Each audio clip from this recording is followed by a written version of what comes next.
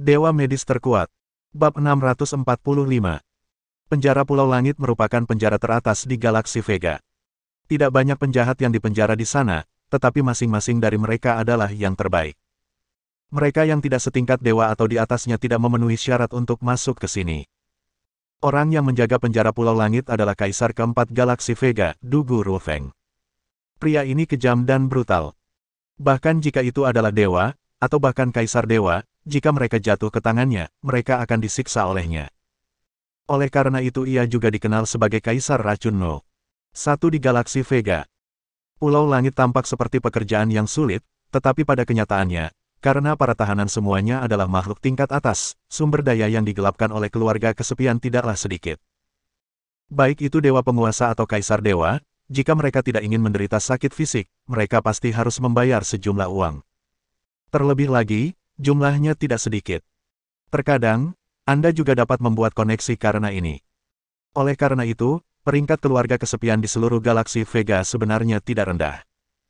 Saat ini, di penjara Pulau Langit, beberapa pengikut keluarga kesepian sedang menyiksa beberapa orang kuat. Di tangan mereka, mereka memegang cambuk khusus yang dirancang khusus untuk menahan seniman bela diri. Dalam formasi penjara Pulau Langit, bahkan ada energi besar yang menekan Kaisar Dewa dan Dewa-Dewa. Oleh karena itu, meskipun orang-orang kuat ini ingin melawan, mereka tidak berdaya. Swiss, Swiss. Cambuk berbunyi terus-menerus. Cambuk yang berat dan tajam jatuh dengan ganas pada orang-orang kuat itu, merobek pakaian mereka dan meninggalkan bekas luka berdarah. Kaisar Suci Pojun. Bagaimana? Apakah kamu sudah mencicipi cambuk penjara Pulau Langit kami? Apakah memuaskan? Terikat pada rak itu adalah seorang pria berpakaian putih yang tampak seperti pria sejati. Tetapi pada saat ini, pakaian putih di tubuhnya telah diwarnai keemasan oleh darah Kaisar Dewa. Namun, meskipun raut wajahnya sedikit berkerut, ketegaran di antara alisnya masih ada, dan dia menolak untuk sedikit pun bersantai. Dasar antek keluarga kesepian. Ayo pukul aku. Kalau kalian punya nyali, pukul aku sampai mati. Kalau kalian tidak bisa membunuhku, nanti, aku pasti akan menghancurkan tulang-tulang kalian menjadi debu, mencabut urat-urat kalian, mengupas kulit kalian, dan mengubah kalian menjadi abu. Hei, masih saja bicara keras kepala. Kau pantas dipukuli, kau cari mati. Begitu dia selesai berbicara, beberapa bayangan cambuk terbang. Darah emas Kaisar Dewa berceceran seperti tetesan air, memancarkan cahaya terang dan menyilaukan di udara. Hehehe. Pojun, mengapa kamu melakukan ini? Sekarang Tuan Tua sudah tiada, Kaisar pertama pasti akan naik tahta. Ketika Xiao Chen kembali di masa depan, kamu akan menyerah atau mati. Mengapa kamu harus setia padanya? Benar sekali. Sebaiknya kau jujur dan menyerahkan sebagian sumber dayamu untuk menghormati kami. Kami akan memberikan kata-kata yang baik untukmu. Di masa depan, jika Kaisar pertama senang, dia akan membebaskan kalian semua.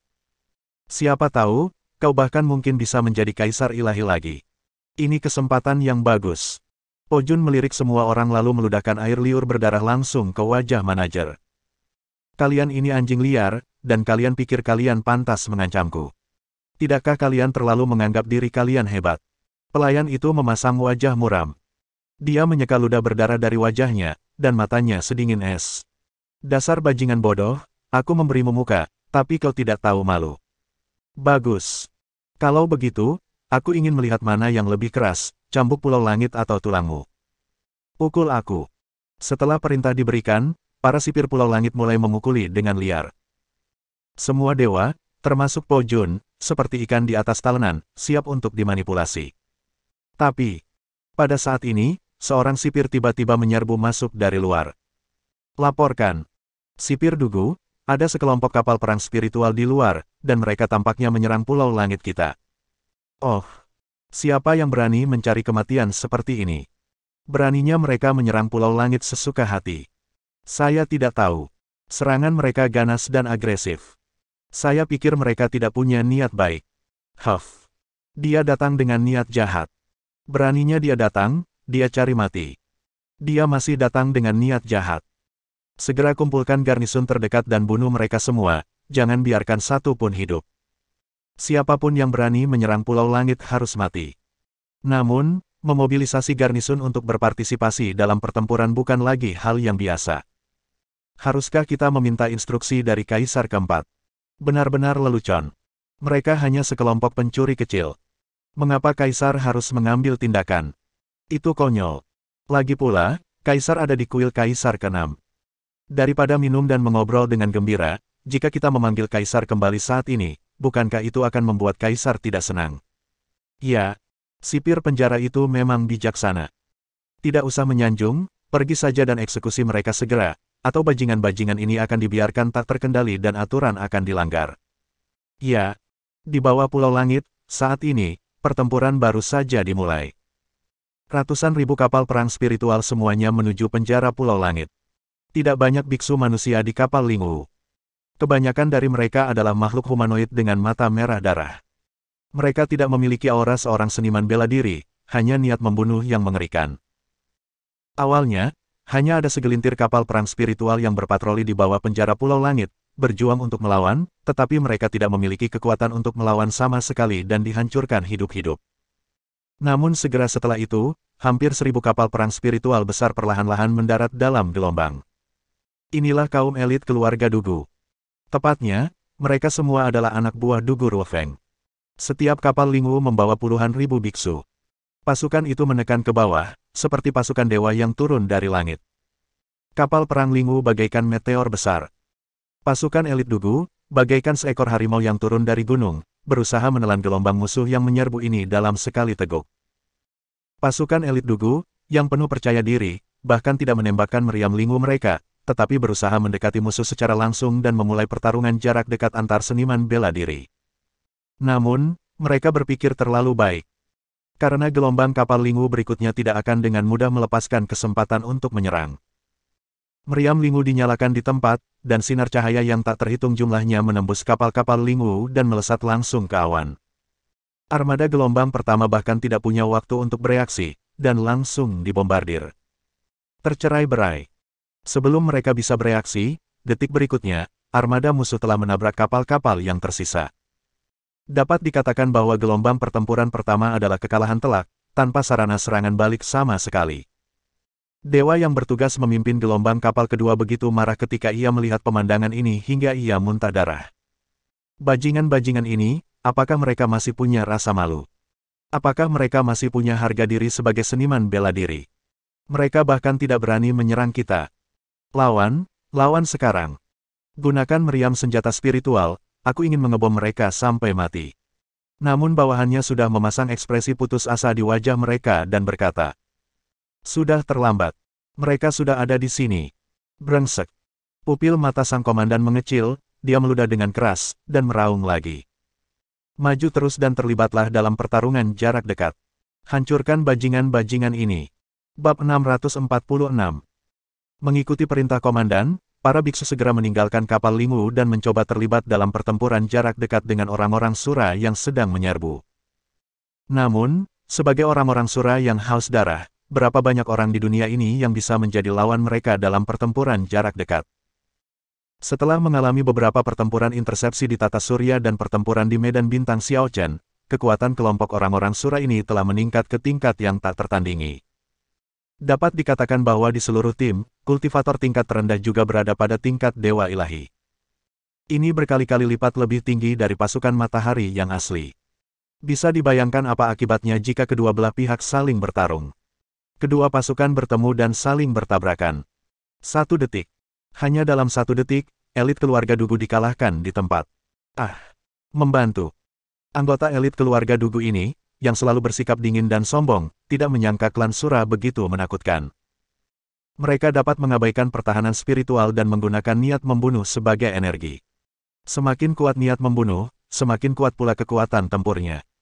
Yang paling mengerikan adalah klan Sura dapat langsung meningkatkan energi mereka dengan memakan manusia. Sungguh mengerikan. Para elit keluarga Dugu belum pernah melihat musuh yang begitu menakutkan sebelumnya.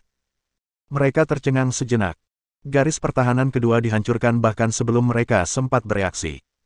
Melihat penampakan menyedihkan dari para murid yang berteriak-teriak tak terhitung jumlahnya di bawah, Komandan Armada Ketiga sangat ketakutan hingga kakinya mulai gemetar.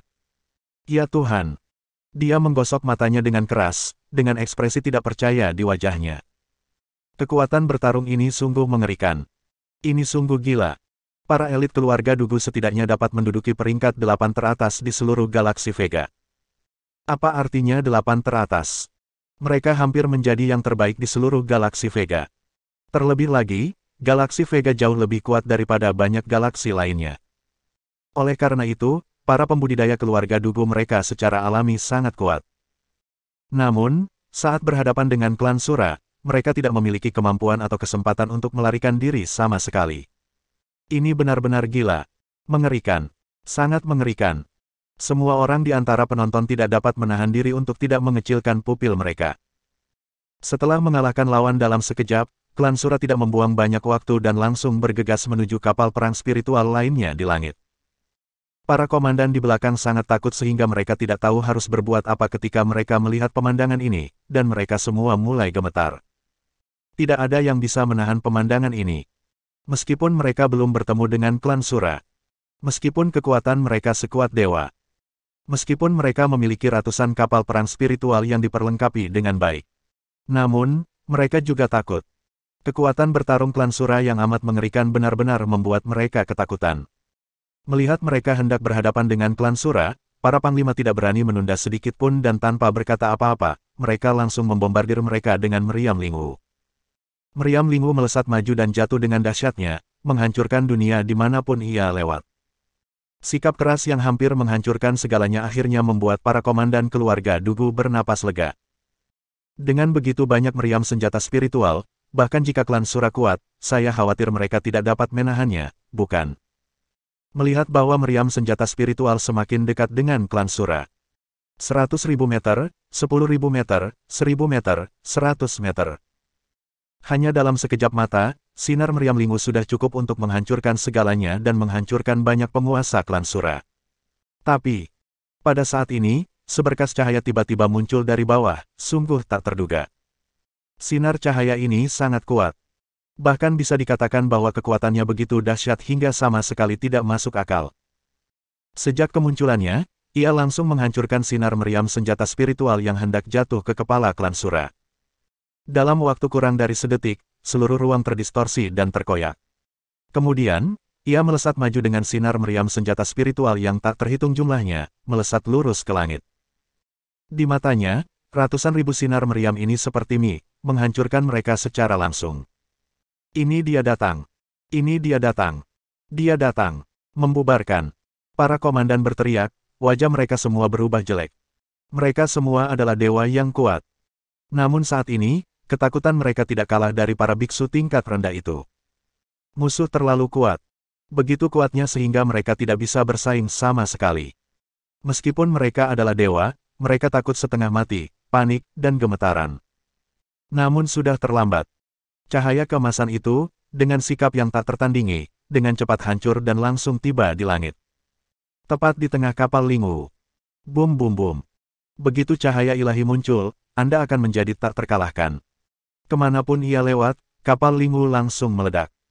Itu seperti rudal mematikan yang tak terbatas, menghancurkan segalanya dengan kekuatan yang dahsyat. Di langit, itu seperti kembang api indah yang tak terhitung jumlahnya bermekaran. Beberapa garis pertahanan hancur di tempat, pembunuhan yang fatal. Murid-murid keluarga Dugu yang tak terhitung jumlahnya melarikan diri dari kapal perang lingu dengan panik, tidak berani menunda sedetik pun. Namun, mereka baru saja melarikan diri dan belum memasuki area aman ketika pasukan klan Sura menerkam mereka dalam sekejap mata, seperti sekawanan serigala lapar, menggigit dan menghancurkan segalanya dengan ganas. Tiba-tiba, teriakan terdengar dari langit satu demi satu. Sungguh menyayat hati dan membuat mati rasa. Medan perang berlumuran darah. Klan Sura sedang membantai, tetapi anggota elit keluarga Dugu sama sekali tidak memiliki kekuatan untuk melawan. Di atas pulau langit, sipir Dugu dengan santai menemani seorang bawahan yang cantik untuk berlatih keterampilan khusus. Bawahan wanita itu berpenampilan menarik dan menawan, tetapi tidak ada temperamen di antara kedua alisnya, dan dia penuh dengan selera murahan. Kepala penjaga, kau sangat kuat. Kau layak menjadi kepala penjaga keluarga Dugu. Tentu saja, tidakkah kau lihat statusku? Aku adalah adik dari Kaisar keempat. Sebagai keturunan langsung dari keluarga Dugu, bagaimana aku bisa kuat jika aku tidak kuat? Ngomong-ngomong, kepala sipir, ku dengar banyak sekali bocah tak tahu terima kasih yang datang ke sana. Sipir itu mendengus dingin. Mereka hanya sekelompok sampah. Jika mereka berani membuat masalah untukku, aku akan memberitahu mereka mengapa bunganya begitu merah dalam semenit. Namun, kita tidak perlu memberitahu mereka. Ayo, biarkan aku mengulas keterampilan yang baru saja aku gunakan denganmu sebentar. Namun, tepat pada saat itu, datanglah sesosok tubuh yang tiba-tiba menyerbu masuk, membuatnya ketakutan setengah mati, hingga ia hampir pingsan. Bajingan, siapa yang mengizinkanmu masuk? Kau tidak tahu cara mengetuk pintu. Bersambung.